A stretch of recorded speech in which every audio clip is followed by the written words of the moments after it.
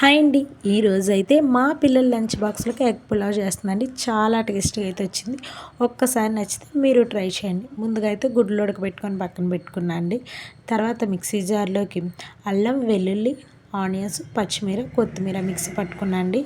బండి పెట్టుకొని కొంచెం ఆయిల్ వేసుకొని ఎగ్స్ ఫ్రై చేసుకొని పక్కకు తీసి పెట్టుకొని అందులోనే బిర్యానీ మసాలా మనం ముందుగా మిక్సీ పట్టుకున్న మిశ్రమాన్ని కూడా వేసుకొని కొంచెం ఫ్రై అయిన తర్వాత 2 table spoon masala, 2 table spoon కారం కూడా వేసుకొని ఫ్రై చేసుకొని అవి ఫ్రై అయిన తర్వాత టమాటా ముక్కలు కూడా వేసుకొని ఫ్రై చేసుకోవాలండి.